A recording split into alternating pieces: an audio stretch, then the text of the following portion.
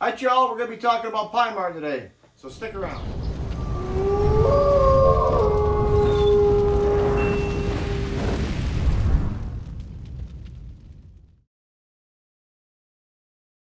All right, guys. Well, I've been away for a little bit, and about a week or so, so I'm back now.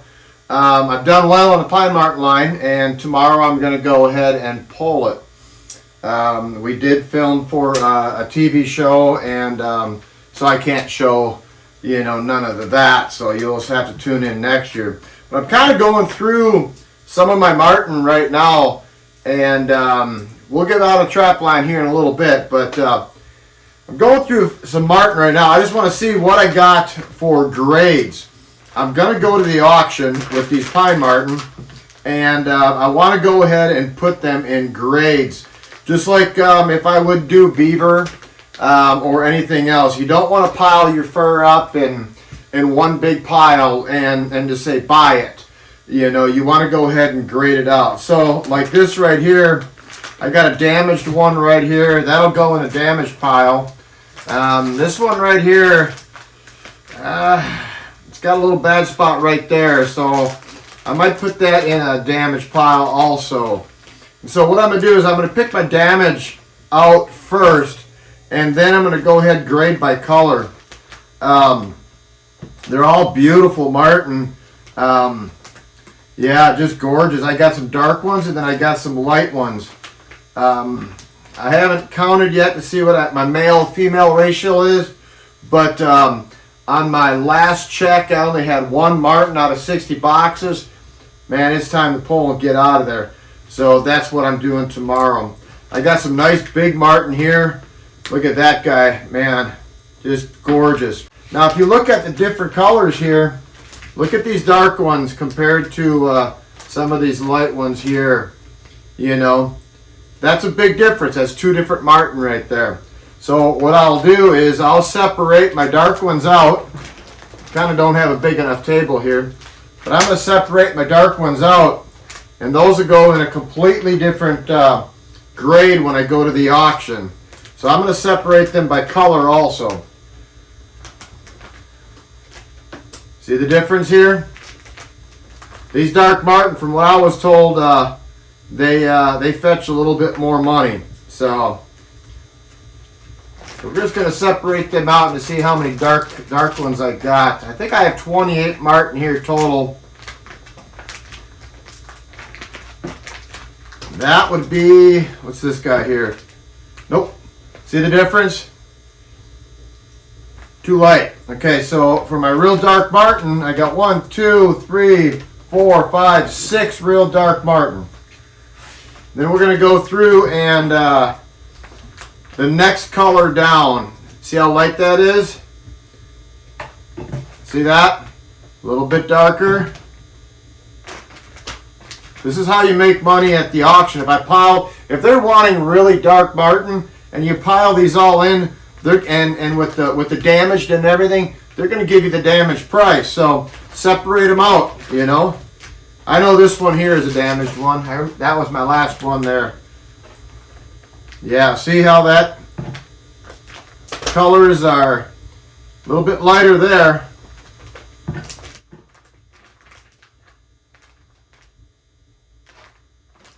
All right, now we're starting to get somewhere here.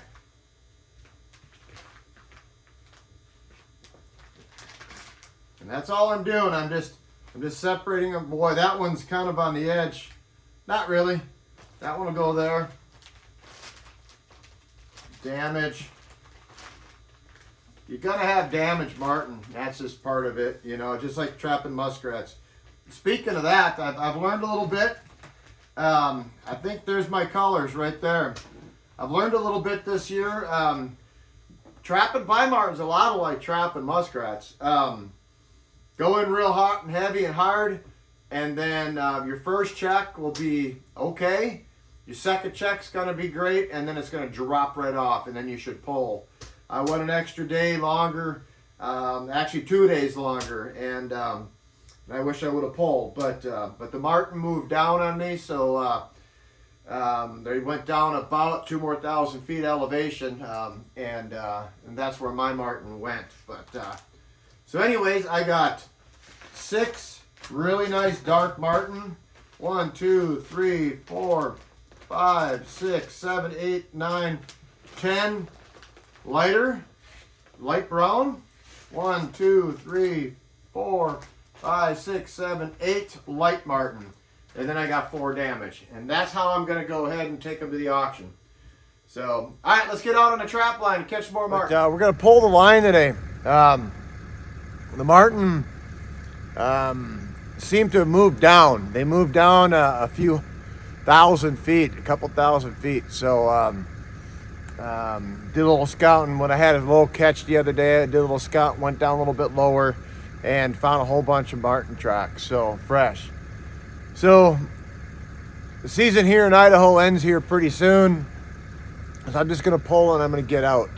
You know, there's no sense of over harvesting anything. So we're gonna pull all the boxes today. I got 61 sets out. So anyways, Morgan's got his little toboggan to pull behind, and I'm gonna tandem this one here. I'm gonna double it up.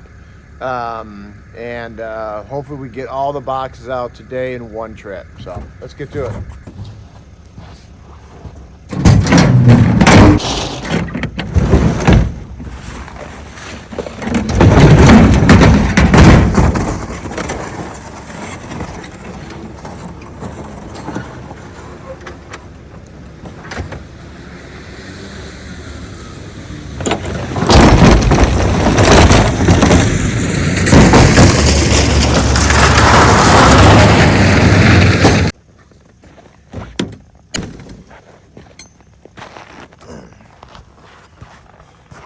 Perfect. So now I can go ahead and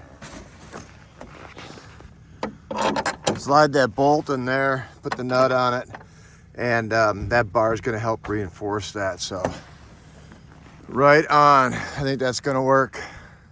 All right, so here's the plan. We're going to go in. It's about 31 miles or so to the end of the line, and we get up along the Canadian border up there. I actually got a box. It's about 200 feet from the Canadian line. I caught a marten on that on my first check. But so anyways, what we're gonna do is we're gonna go all the way up to the end. Instead, we're gonna split off, start pulling boxes, and then work our way back. Hopefully, we can get them all in one trip. So my buddy Morgan here.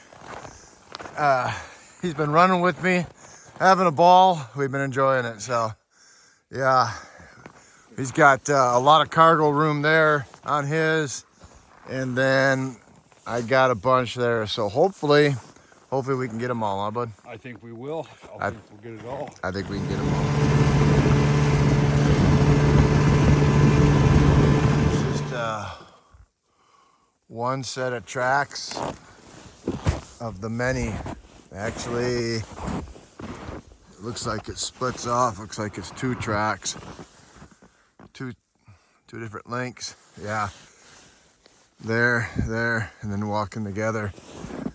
But yeah,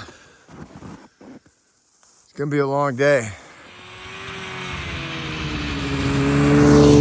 All right, so there's been a few things that I've learned while I've been up here. Oh shit, and one is to watch where I'm walking. Frickin' tree. Well, I should have stopped when I was ahead. It's gonna roll out of it. Oh shit. There we go. Back to safety. All right, so one is location. One is location and where not to step. But 2, I want to show you something. This is pretty cool. So, marten location. See that strip right here? when I set that up, now the marten have all moved down and out. They're not up in this higher country. They got no fresh tracks up here, nothing. But that little strip right there was littered with tracks crossing that road. And I'm sure if I would have went off of that point down over there, I would have got into a bunch of marten also. But that was the end of my line right there. They're gonna stay in that heavy timber. And boy, I learned a whole bunch up here. And one is where not to step. So anyways, let's continue pulling traps. Morgan's down area right now where I was just pointing out. He's down on that part of the line pulling, and I appreciate him. He's been a great help and a good friend to me. So yeah, so hopefully, I mean, it'd be nice to catch a marten today, you know, so, but we'll see.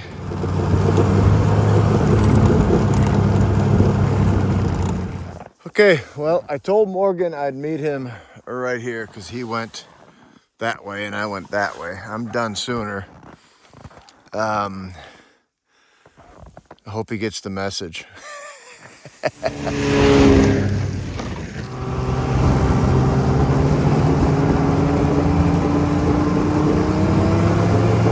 Another valuable thing I learned on this this trip, and that's not to get my boxes too close together.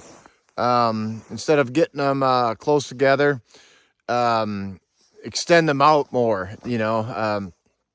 Instead of going maybe 20 miles, take the same amount of boxes and do 30 or 35 miles. So I doubled up on a couple boxes, and I remember Morgan kind of looking at me, scratching his head.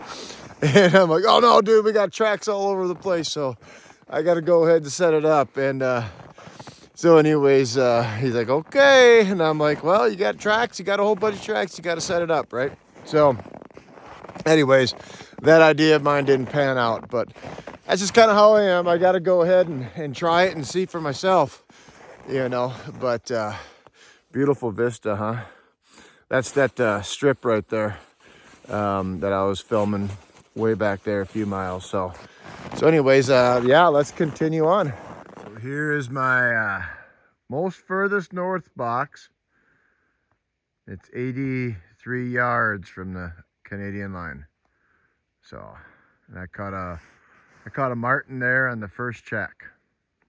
So I've been trying out a lure combination, and the problem with here is we're up pretty high in elevation, right, Morgan? Yes, we are. Yeah, and what happens is your skunky call lures, and it gets really cold and the air is thin and all of that. Your skunky call lures kind of lose their potency after a few days, and then you really can't even smell it. So I'm trying something new, and I'm calling it, I'm gonna call it backcountry call. And I can smell this set right here, right now. It smells like a good skunk call lure. So the stuff's holding up, and it gets on you, and it stinks, and it's bad, but it catches marten. So anyways, look for that this summer at the conventions and stuff like that. It'll be backcountry call, and it's loud, and it's really nasty. So, but it's catching marten. So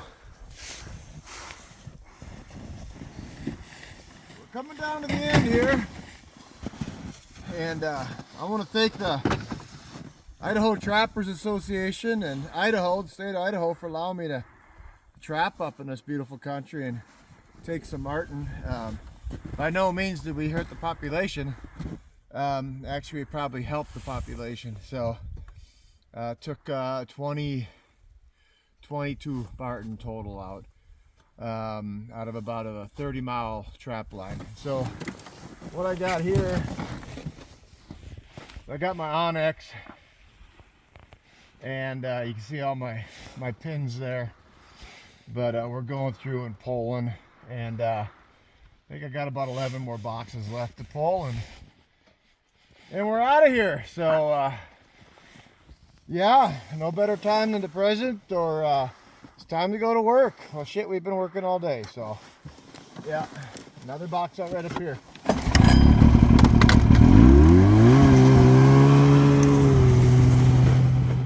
All right, you guys, thanks for tuning in and watching me on my marten line. I need to thank Morgan for helping me out, showing me some things and taking me around and getting me started on marten trapping. Now I could take this information and pass it on to somebody else, you know, that don't know. And that's how we continue the tradition of trapping. So hats off to you, Morgan. I appreciate it. You're very welcome.